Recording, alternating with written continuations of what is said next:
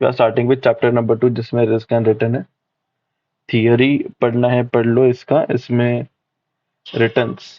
ठीक है, सबसे पहले हमने इसमें क्या पढ़ा था, रिटर्न्स के बारे में। कितने टाइप्स के रिटर्न होते हैं? टोटल 2 टाइप्स के रिटर्न होते हैं। कौन सा? एक पास रिटर्न एंड एक फ्यूचर रिटर्न्स। अगर आपको एग्जाम में क्वेश्चन आता है what are the type of returns, पहले आप ये चार्ट बना लो। Okay, type of returns, past returns and future return. Past return को हम बोलते हैं रियलाइज रिटर्न ऑल्सो। क्या बोलते हैं? Realise returns and future return is also called as expected return. Past return दो पार्ट में डिवाइडेड है, एक है होल्डिंग पीरियड रिटर्न एंड एक है एनुअलाइज रिटर्न। फ्यूचर रिटर्न्स या expected return are divided into 2 parts, एक है विद प्रोबेबिलिटी और एक है विदाउट प्रोबेबिलिटी। क्या आपको मेरा स्क्रीन और आवाज प्रॉपर दिखाई एंड सुनाई दे रहा है? हाँ Yes, सर। ओके, ठीक है। चलो, एग्जाम में अगर क्वेश्चन आता है make this chart type of returns, ठीक है, चार्ट बनाओ और उसके बाद एक्सप्लेन करना है, एक्सप्लेन करो या उसका फॉर्मूला के साथ लिख दो। इसमें फॉर्मूला कौन सा है? होल्डिंग पीरियड रिटर्न का फॉर्मूला। क्या फॉर्मूला है? Holding period return is equal to total returns upon investment into 100। Total return में दो टाइप का रिटर्न हो सकता है, revenue income plus capital income upon investment into 100। ये कभी एग्जाम में क्वेश्चन आया नहीं है अभी तक होल्डिंग पीरियड रिटर्न का, मगर इन केस आपको अगर देखना है तो कैसे क्वेश्चन आ सकते हैं देखो। Example number 1, miss Jyoti purchase 10 shares of Xavier Limited on 1st January 2000 for 75 पर शेयर। कितने में बाई किया है? 75 रुपीज में। ड्यूरिंग द ईयर 2009, अच्छा 2009 है, okay. Xavier's Limited paid dividend of ₹12 पर शेयर। डिविडेंड दिया है ऑफ ₹12 पर share. The market price of the share on 31st December 2009 was 93 per share. Okay. You are required to find out returns earned by Miss Jyoti during 2009। तो returns अगर हमको calculate करना है, हमारा formula अभी अभी हमने क्या पढ़ा है? Holding period return is equal to total return upon investment into 100। Total returns पहला है रेवेन्यू इनकम। रेवेन्यू इनकम में आता है डिविडेंड। ओके, डिविडेंड कितना मिला है ज्योति को? डिविडेंड इज ₹12, तो वो एक यहाँ पे उसका रेवेन्यू इनकम हो गया। प्लस कैपिटल इनकम निकालने के लिए हम फॉर्मूला लगाते closing price minus opening price. Okay, closing price क्या था 31st दिसंबर को? 93 रुपीज एंड ओपनिंग प्राइस जिसमें उसने बाई किया है वो 75 है। तो कितना प्राइस बढ़ा? 93 अभी है, पहले था 75। यहाँ पे इसका डिफरेंस लेना है। Total divide by investment. Investment कितना किया था? 75 रुपीज एक शेयर में, और लास्ट में इंटू 100। 93 माइनस 75 कितना आएगा? ये तो 12 है, plus 93 minus 75 18 divide by 75 into 100। 18 plus 12, यहाँ पे solve 30 upon 75 into 100। 30 upon 75 into 100 will give you 40%। ठीक है, अगर आपको होल्डिंग पीरियड रिटर्न पूछा गया तो आपको ये ऐसे सॉल्व करना है। ये अभी तक एग्जाम में आया नहीं है तो क्योंकि ये बहुत बेसिक क्वेश्चन है। ठीक है, इन केस आया तो ऑब्जेक्टिव के लिए आ सकता है एंड आपको ऐसे सॉल्व करना है। ठीक है, ये नोट्स में तुमको लास्ट में शेयर करता हूँ at the end of the lecture. उसके बाद एनुअलाइज रिटर्न। एनुअलाइज रिटर्न का फॉर्मूला है holding period return upon total number of years. अगर हम बोलते हैं मंथ लेना है तो नीचे डिवाइड बाय जब मंथ करोगे यहाँ पे इंटू 12 करना है। इसके भी सम्स नहीं आते हैं, ठीक है, तो इसको भी आप छोड़ सकते हो। एग्जाम में आता क्या है तो एक्सपेक्टेड रिटर्न आता है। ठीक है, ये बहुत इंपॉर्टेंट है। एक्सपेक्टेड रिटर्न आता है आपको 7 to 8 मार्क्स के लिए। तो देख लेते हैं what is expected return. Expected return के दो टाइप है, एक है विदाउट प्रोबेबिलिटी एंड एक है विद प्रोबेबिलिटी। एग्जाम में दोनों में से कोई भी एक आ सकता है, मगर मोस्टली देखा गया है विद प्रोबेबिलिटी वाले सम्स ज्यादा पूछे गए हैं। ओके, फॉर्मूला क्या है एक्सपेक्टेड रिटर्न का? फॉर्मूला, एक्सपेक्टेड रिटर्न को हम लिखते कैसे हैं? एक्सपेक्टेड रिटर्न को हम लिखते हैं आर और ऊपर डैश रहेगा। ओके, यहाँ पे भी है देखो आर एंड ऊपर डैश है। Expected return is equal to summation of r divide by n. ये कौन सा है? Without probability. And with probability formula क्या है? Expected return is equal to summation of r into p. Expected return is equal to summation of r into p. यहाँ पे भी are के ऊपर एक डैश आएगा। ठीक है, ये दो फॉर्मूलाज आपको याद करने हैं, वेरी इंपॉर्टेंट। 7 to 8 मार्क्स के लिए इसके सम्स आते हैं। ठीक है, क्वेश्चंस भी देख लेते हैं। चलो, तो ये है विदाउट प्रोबेबिलिटी वाला एक क्वेश्चन। क्या लिखा है? Find expected return of ABC limited. ठीक है, और एबीसी लिमिटेड का आपको कुछ डेटा दिया है। ये है 5 साल का डेटा है, 2005, 2006, 7, 8 एंड 9। एंड यहाँ पे आपको उसका रिटर्न्स दिया है। रिटर्न्स में है -28.7, 56.19, 123.45, 52.24 एंड 57। अगर आपको कुछ ऐसा टेबल दिया गया हो एग्जाम में और आपको पूछा हो एक्सपेक्टेड रिटर्न निकालो, तो आपको सिंपली क्या करना है, इस टेबल का ये जो रिटर्न है इसको टोटल करना है। अब यहाँ पे टोटल करके भी दिया है। ठीक है, टोटल कितना है? 260.18। इसी को हम क्या बोलते हैं? समेशन ऑफ आर, मतलब टोटल ऑफ आर कॉलम। ठीक है, एन कितने ईयर्स है? N is nothing but your number of years. कितने ईयर्स है बताओ? 1, 2, 3, 5 years. 4 एंड 5। टोटल कितने ईयर्स है? 5। ठीक है, तो आपको क्या पूछा है? एक्सपेक्टेड रिटर्न जब पूछा हो तो expected return is equal to summation of r divide by n. Summation of r is 260.18 and n कितना है? 5। तो आपको सिर्फ 260.18 डिवाइड बाय 5 करना है। कितना आ रहा है? Answer is 52.036। 52.036%। ठीक है, ये कब करना है? जब प्रोबेबिलिटी का कॉलम नहीं होगा। यहाँ पे दो ही कॉलम है, देखो ईयर का कॉलम है एंड रिटर्न्स, इसको हम बोलते हैं रिटर्न्स का कॉलम। ओके, यहाँ पे कहीं पे भी प्रोबेबिलिटी का कॉलम नहीं दिया है। तो जब ऐसा होगा, एक ईयर होगा, एक रिटर्न्स का कॉलम होगा, आपको फॉर्मूला कौन सा लेना है? Summation of r divide by n. ठीक है, तो ये हो गया तुम्हारा एक्सपेक्ट रिटर्न। अगर आप ये कितना कैलकुलेट करते हो, you can get 7 to 8 marks.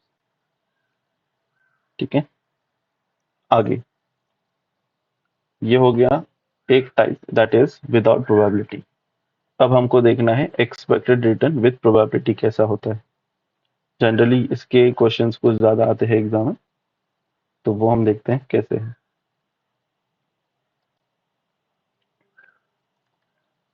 देखो पास्ट पेपर्स में भी देख लो, ये तुम्हारा 2016 का पेपर है।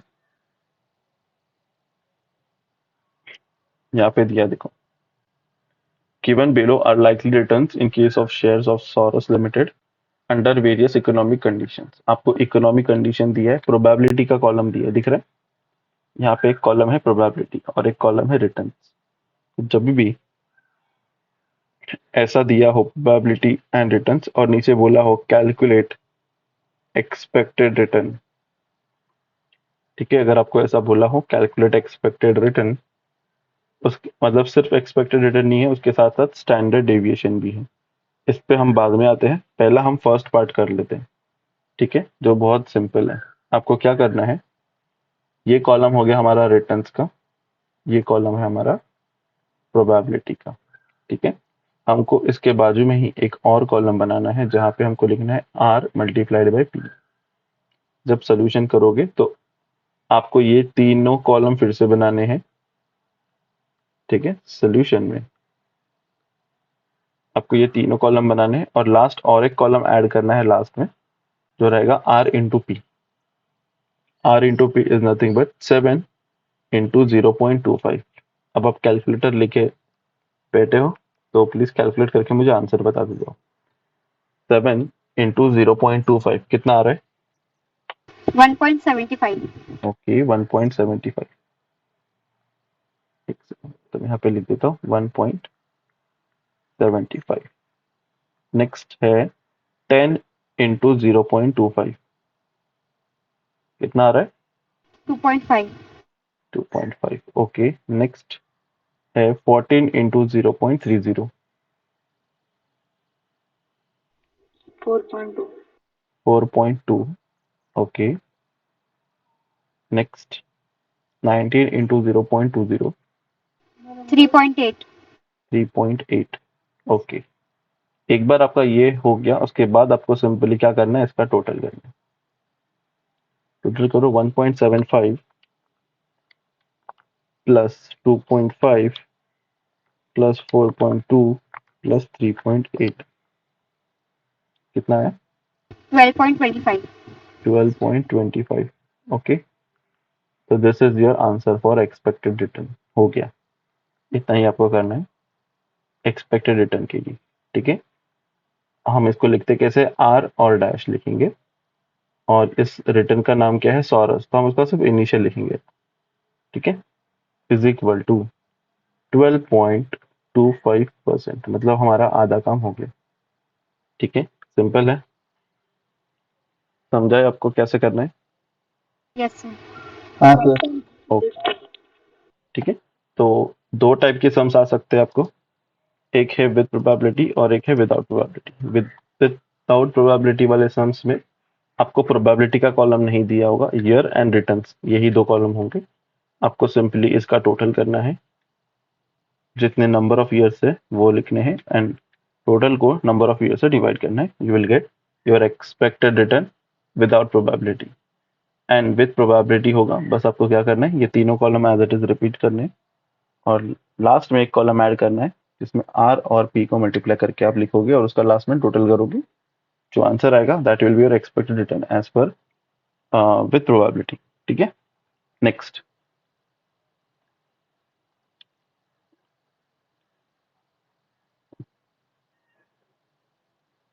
देखो, हमने बहुत से सम्स किए हैं क्लास में, हर बार हमको यही करना है, प्रोबेबिलिटी रिटर्न इन दोनों को मल्टीप्लाई टोटल, जो आंसर आ गया that is your expected return.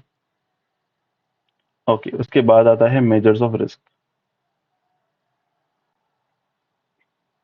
Okay, exam में आपको क्वेश्चन आ सकता है what are the various measures of risk या what are the various types of measures of risk. ठीक है, अगर आपको क्वेश्चन में किधर भी मेजर्स ऑफ रिस्क पूछा है तो आपको ये चार नाम लिखने हैं, range, variance, standard deviation and coefficient of variation. ठीक है, पहला क्या है, रेंज। रेंज का सिंपल मीनिंग है कि आपको करना है highest possible return, highest possible return minus lowest possible return. Okay, यही इसका फॉर्मूला है, highest possible return minus lowest possible return. Okay, तो अगर आपको रेंज पूछा गया, ऑब्जेक्टिव में पूछा गया, तो ये फॉर्मूला रहेगा highest possible return minus lowest possible return. ये इसके सम्स में कुछ भी आ सकता है। फॉर एग्जांपल अगर मैं तुमको पूछ रहा हूँ, यहाँ पे अगर आपको चार रिटर्न्स दिख रहे हैं, इसमें हाईएस्ट रिटर्न कितना है? 90। 90 एंड लोवेस्ट रिटर्न कितना है? 7। 7। तो जब आप रेंज निकालोगे, रेंज इसका रहेगा 19 माइनस 7, 12%। हो गया, खत्म, समझा? हाईएस्ट रिटर्न लो, लोवेस्ट रिटर्न लो और हाईएस्ट में से लोवेस्ट रिटर्न को माइनस करो, ये आपका हो गया रेंज। क्लियर? नेक्स्ट, समझा ना? कोई डाउट है? समझा। Yes, sir. Okay, Clear. चलो नेक्स्ट है वेरिएंस। वेरिएंस में अगेन दो type, without probability, with probability. ठीक है, वेरिएंस का फॉर्मूला आपको थोड़ा याद रखना पड़ेगा अभी इसको। ठीक है, इसको हम लिखते कैसे हैं? वेरिएंस को जब भी हमको लिखना है, यहाँ पे मैं फिर से लिख देता हूँ, without probability and with probability.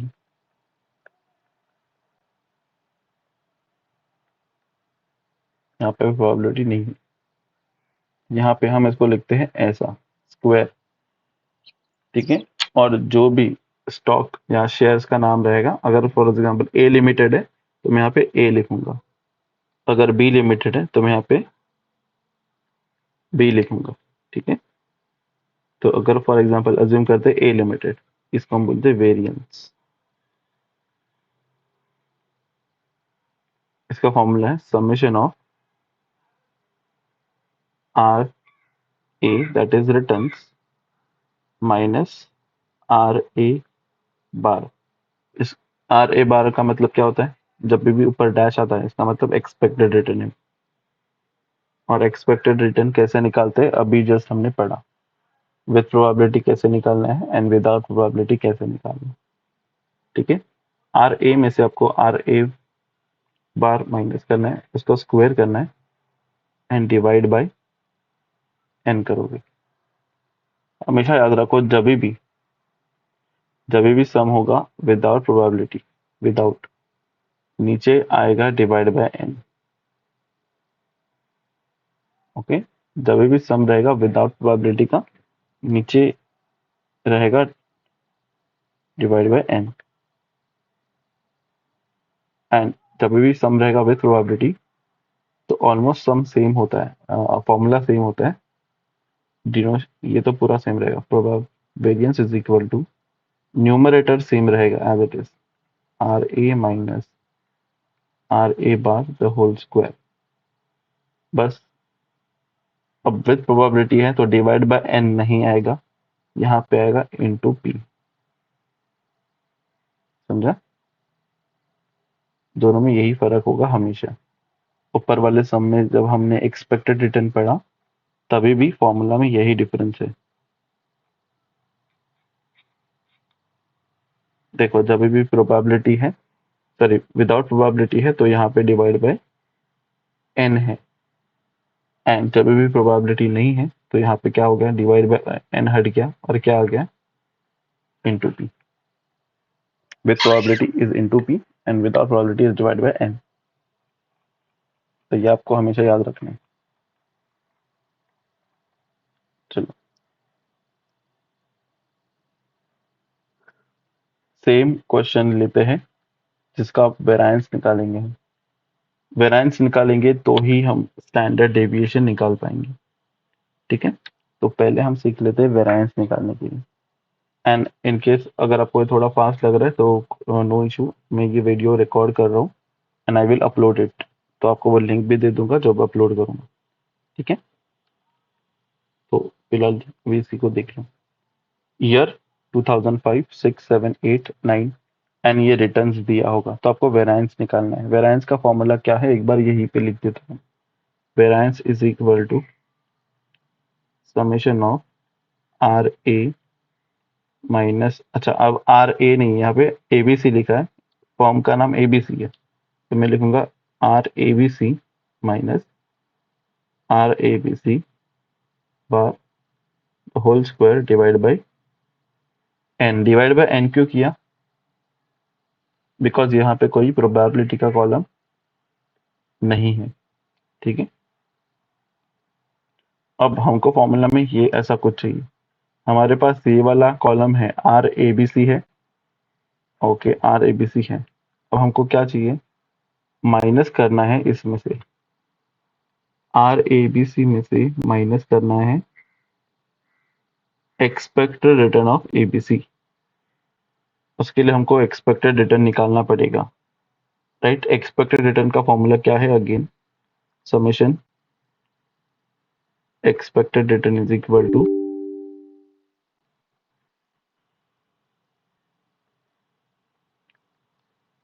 Summation of are a b c divide by n, total कितना है यहाँ पे 260.18, कितने ईयर्स है टोटल 5।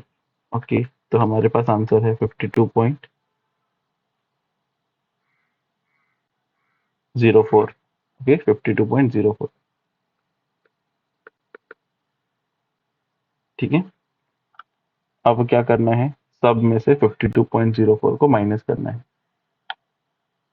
तो यहाँ पे सॉल्व किया है, देखो 28.7 माइनस 52.04, 56.19 माइनस 52.04। सब में से आप क्या करोगे, 52.04 को माइनस करोगे और जो आंसर आएगा वो यहाँ पे लिखोगे। ये आंसर्स आए हैं, ठीक है, ये उसके आंसर्स है। इसके बाद आपको इसका स्क्वायर करना है। स्क्वायर करने के लिए क्या करते हैं, हम सेम नंबर को मल्टीप्लाई करते हैं। फॉर एग्जाम्पल 2 का स्क्वायर निकालना है तो 2 इंटू 2 करते हैं, 3 का स्क्वायर निकालना है तो 3 इंटू 3 करते हैं। वैसे अगर 80.74 का स्क्वायर निकालना है तो इसी को हम मल्टीप्लाई करेंगे बाय 80.74। और हमेशा याद रखो, स्क्वायर करने के बाद यहाँ पे हम हमेशा आंसर पॉजिटिव में आता है, नेगेटिव कभी भी नहीं आएगा। ठीक है, एक बार ये स्क्वायर हो गया, टोटल लेना है एंड टोटल को डिवाइड करना है बाय एन। ठीक है, टोटल आया है 11660.23, उसको हमने डिवाइड किया बाय 5, जो आंसर आया दैट इज योर वेरिएंस। ये अपना हो गया वेरिएंस। ठीक है, variance of ABC is 233.05। Okay, अब इसके बाद हमको निकालना होता है स्टैंडर्ड डेविएशन। स्टैंडर्ड डेविएशन एकदम सिंपल है, जो वेरिएंस निकाला है उसी का स्क्वायर रूट है, इसी का स्क्वायर रूट। ठीक है, तो स्टैंडर्ड डेविएशन में हम स्क्वायर नहीं लिखते, हम सिर्फ ऐसे ही लिखते हैं। और ये क्या होता है, स्क्वायर रूट ऑफ वेरिएंस। तो वेरिएंस कितना था 2332.05। आपके कैलकुलेटर में इसका स्क्वायर रूट निकालो, एक बटन होगा ऐसा वाला, तो 2332.05 प्रेस करने के बाद ये वाला बटन प्रेस करो, आपको स्क्वायर रूट मिल जाएगा 48.29. 48.29%। यही हो गया उसका स्टैंडर्ड डेविएशन। मतलब अगर वेरिएंस हो गया तो सिंपली आपको क्या निकालना है, उसका स्क्वायर रूट निकालना है, आपका स्टैंडर्ड डेविएशन भी हो जाएगा। ठीक है, तो अब देखते हैं विद प्रोबेबिलिटी वाला सम्स कैसे करना है। अब ये था विद प्रोबेबिलिटी वाला सम। ओके, यहाँ पे भी आपको पूछा है कि कैलकुलेट स्टैंडर्ड डेविएशन, मगर स्टैंडर्ड डेविएशन निकालने के लिए सबसे पहले आपको क्या निकालना पड़ेगा, वेरिएंस। और वेरिएंस का फॉर्मूला विद प्रोबेबिलिटी वाले सम्स के लिए क्या है, वेरिएंस ऑफ, अब एस लिख रहा हूँ बिकॉज सॉरस लिमिटेड है। ठीक है, summation R S minus R S bar into P, अच्छा इसका स्क्वायर रहेगा। ठीक है, इंटू पी करना है तो पहले वेरिएंस निकालोगे। अब यहाँ पे आर एस बार तो हमने पहले निकाल लिया, इसका स्टेप्स होता है, पहला आपको निकालना है आर एस बार, फिर आपको निकालना है R S minus R S bar. ठीक है, थर्ड, फिर आपको क्या करना है, ये जो कॉलम बना उसको मल्टीप्लाई करना है विथ कॉलम प्रोबेबिलिटी। ठीक है, इसको सॉल्व करते हैं, रुको।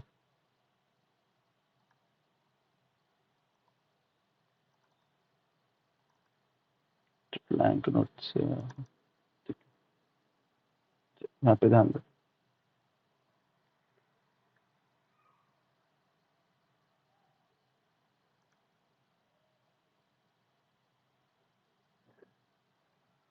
कौन से कॉलम थे वो मैं यहाँ पे बना लेता हूँ। एक है इकोनॉमी, हम कैलकुलेट कर रहे हैं स्टैंडर्ड डेविएशन।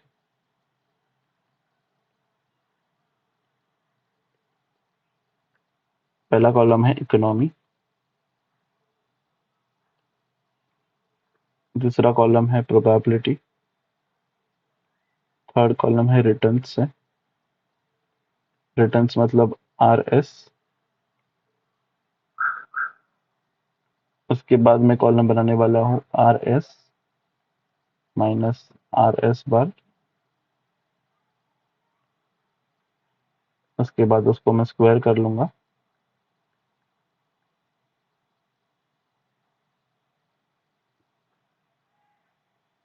एंड लास्ट में इस स्क्वायर वाले कॉलम को ही मल्टीप्लाई कर लूंगा विथ प्रोबेबिलिटी।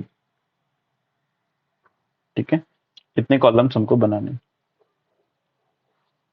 तो इकोनॉमी क्या क्या दिया है मुझे? इकोनॉमी है boom, low growth, stagnation, recession. Boom, low growth, stagnation and recession।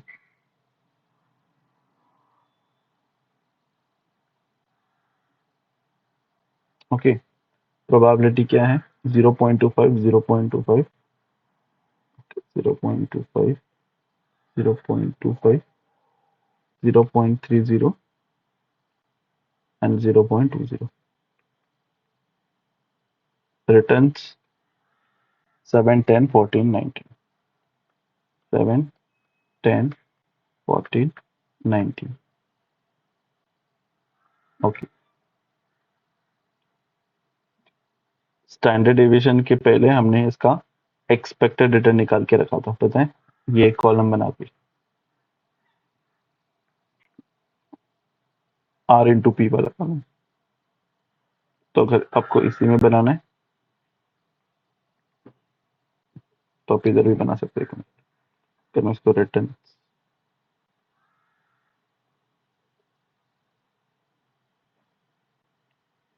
R S into P ये भी बना सकते हो, और दोनों ये सम साथ में सॉल्व कर सकते हो। सबसे पहले हमने एक्सपेक्टेड रिटर्न निकाला है 1.75 और 1, इनको मल्टीप्लाई करके 1.75, फिर है 2.5, फिर है 4.2, फिर है 3.8, और टोटल कितना आया था? 12.25। ये क्या था? आर एस बार 12.25। अब आपको क्या करना है? ये रिटर्न्स में से, सब में से 12.25 माइनस करना है। ठीक है, 7 माइनस 12.25 कितना आ रहा है? कैलकुलेट करो, कैलकुलेटर है।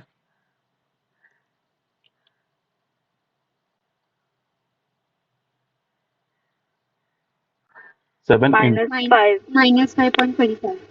Okay, minus 5.25। ओके, उसके बाद 10 माइनस 12.25 तो माइनस 2.25, राइट? फिर 14 माइनस 12.25, 1.75। 1.75. 1.75। ओके,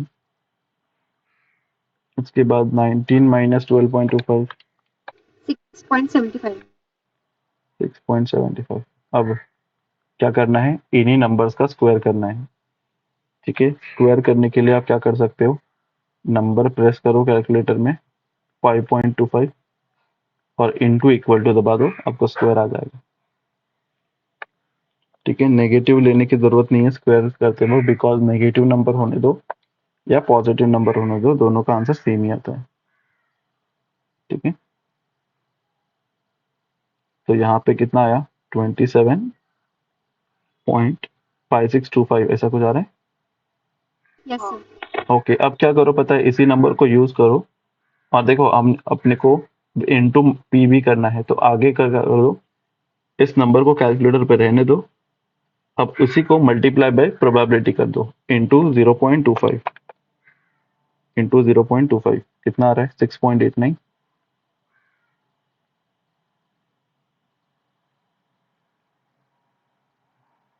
6.8 आया। हाँ सर आया. ओके, मतलब समझा, हम दोनों कॉलम साइमल्टेनियसली फिल कर रहे हैं, फिर से वो नंबर लेके इंटू पी करने की जरूरत नहीं है। चलो नेक्स्ट नंबर है 2.25। क्या करोगे? Into equal to 2.25 into equal to करके स्क्वायर वाला नंबर आ जाएगा।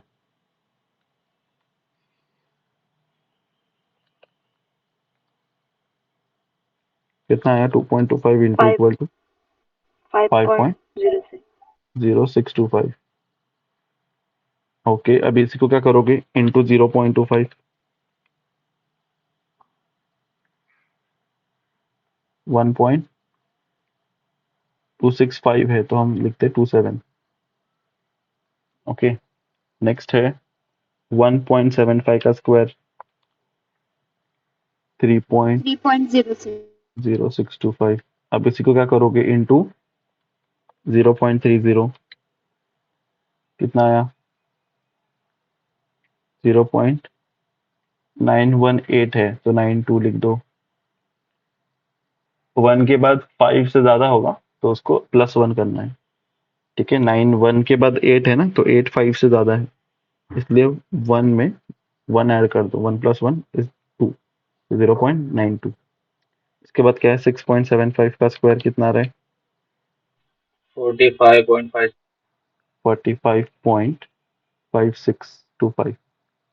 इसी को आप क्या करोगे इंटू 0.20, कितना आ रहा है 9.11। 9.11. ठीक है, 1 के बाद अभी 2 है तो ये 1 ही रहेगा। अब क्या करना है आपको, इनका टोटल करना है। टोटल करो 6.89 प्लस 1.27 प्लस 0.92 प्लस 9.11, 18.19. 18.19। ये क्या आ गया मेरा वेरिएंस आ गया, राइट। ये है variance of sorus limited is 18.19। अब मुझे वेरिएंस निकालना है या स्टैंडर्ड डेविएशन निकालना है? हमको सब में क्या पूछा है, कैलकुलेट स्टैंडर्ड डेविएशन। हम क्या करेंगे, standard deviation is equal to under root variance is equal to, variance का आंसर है 18.19 इज इक्वल टू कितना आ रहा है 4.26. 4.26। ठीक है, ये हो गया आपका standard deviation of sorus limited. तो लास्ट में ऐसा लिख देना, standard deviation of sorus limited. Okay, 4.26। समझा? Yes, sir. ओके, तो ये तुम्हारा पूरा सम है 7.5 मार्क्स का। ठीक है, इसमें आपको एक्सपेक्टेड रिटर्न के लिए मार्क्स है half and standard deviation calculate करने के लिए मार्क्स है। क्लियर है? कोई डाउट है किसी को? No, sir. नहीं ना? ओके, चलो नेक्स्ट। ये हो गया अपना ये first question of risk and return.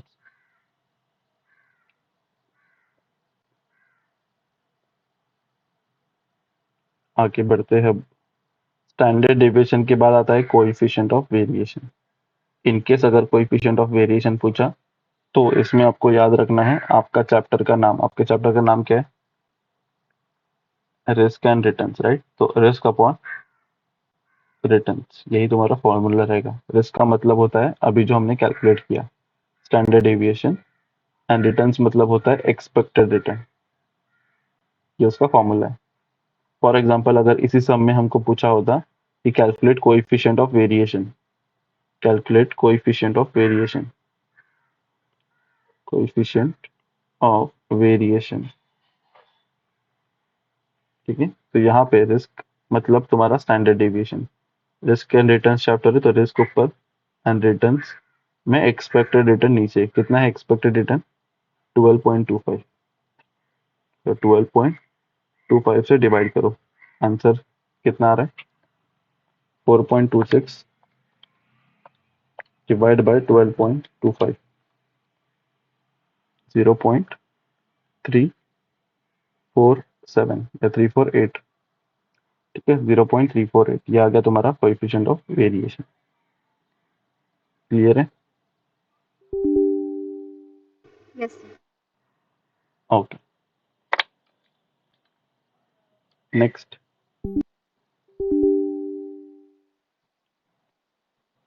ये हो गया। तो ये तुम्हारे 4 मेजर्स हैं। एक है तुम्हारा रेंज। रेंज में क्या करते हो? Highest possible return minus lowest possible return. दूसरा है तुम्हारा वेरिएंस, जो ये है। तीसरा है तुम्हारा स्टैंडर्ड डेविएशन, जो है square root of variance. And last है तुम्हारा कोएफिशिएंट ऑफ वेरिएशन। ठीक है, ये 4 मेजर्स ऑफ रिस्क है। ये जितने ज्यादा होंगे उतना रिस्क ज्यादा होगा, जितने कम होंगे उतना रिस्क कम होगा। ठीक है, कौन से 4 measures? Range, variance, standard deviation and coefficient of variation. ये जितने ज्यादा रहेंगे उतना रिस्क ज्यादा रहेगा। ठीक है, तो इस चैप्टर में से यही प्रैक्टिकल सम्स आ सकते हैं। अगर आप देखोगे यही ज्यादा करके आता है। Question number 2B, calculate expected return and standard deviation, ये था 2016 का क्वेश्चन पेपर। सेम आप प्रैक्टिस कर सकते हो ऑफ 2017 के क्वेश्चन में भी आया है 2B में। देखो, mister Raj want to invest in company x on company y. The return on stock X and Y and probabilities are given below. Company X का डिटेल यहाँ पे दिया है, returns and probability. Company Y का अलग से है, returns and probability. Calculate expected return of both the companies and advice weather should invest in company X और कंपनी Y। ये सबसे सिंपल क्वेश्चन आया है। इसमें सिर्फ क्या कैलकुलेट करने बोला है? Expected return, standard deviation calculate करने बोला ही नहीं। बस आपको 2 कंपनी का निकालना है। ठीक है, कैसे कैलकुलेट करते हो? Expected return, returns into probability का कॉलम बना के। ठीक है, तो कंपनी, ये है तुम्हारा रिटर्न ऑफ कंपनी एक्स, ये तुम्हारा आर एक्स है, ये तुम्हारा पी है। आप क्या करोगे? आर एक्स इंटू पी का कॉलम बनाओगे एंड टोटल करोगे। जैसे कि 6 इंटू 0.10 0.6 आएगा। 7 इंटू 0.25 कितना आएगा? 7 इंटू 0.25 1.75। फिर 8 इंटू 0.30 2.4 आता है। फिर 9 इंटू 0.25 कितना आता है? 2.25। एंड लास्ट है 10 इंटू 0.10 तो 1 आएगा। बस इसका टोटल करना है। 2.2 अभी देखो, टोटल करो।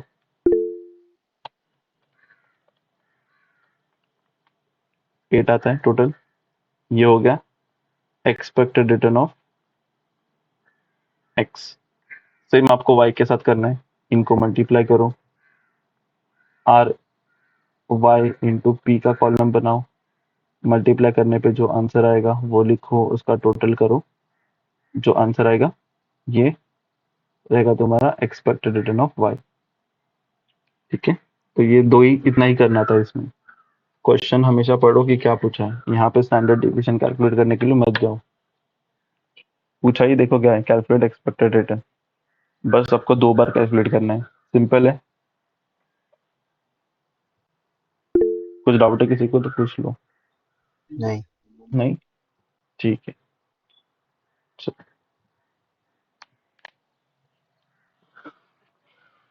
बस सारे क्वेश्चन हम लोग करेंगे, डोंट वरी। बस एक मिनट, आगे क्वेश्चंस भी देख लो।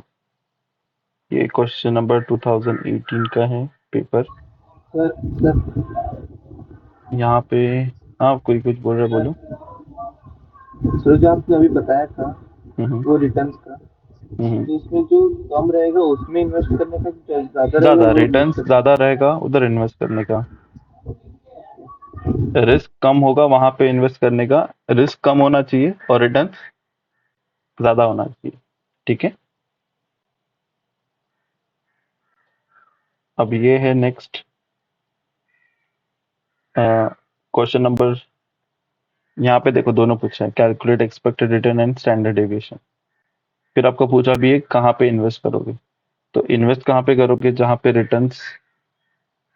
रिटर्न्स कैसा हो, ज्यादा, और रिस्क मतलब स्टैंडर्ड डेविएशन कम होना चाहिए। ठीक है, तो इन दोनों में से अब यहाँ पे आपको कॉलम कैसे दिया, देखो प्रोबेबिलिटी का कॉलम ऐसे दिया है, रिटर्न्स का कॉलम ऐसा दिया है, ऐसा। तो अगर आप कंफर्टेबल हो इसको ऐसे सॉल्व करने में, तो इसको एज इट इज सॉल्व कर लो, या फिर आप अपने फॉर्मेट में लेके आओ इसको अपने फॉर्मेट में, मतलब क्या, स्ट्रेट ले लो, वर्टिकल ले लो, प्रोबेबिलिटी का कॉलम तुम बनाओ, फिर रिटर्न ऑफ मॉकटेल तो RM, रिटर्न ऑफ कॉकटेल तो RC, प्रोबेबिलिटी 0.30, 0.45, 0.25, रिटर्न कितना है 35, 55, 70, 70, 55, 35। ठीक है, वर्टिकल बना लो सो दैट आप कंफर्टेबल हो जाओ, वरना उनने डिटेल देखो ऐसा दिया है और हमने उसको इस फॉर्म में कन्वर्ट कर लिया। क्लियर है? तो हर एक सम पेपर में ये 7 to 8 मार्क्स के लिए आता है, तो यहाँ पे भी 7 मार्क्स के लिए दोनों पूछा है। और लेटेस्ट जो क्वेश्चन पेपर है 2019, वहां पे यहाँ पे भी आपको दोनों पूछा है, expected return and standard deviation.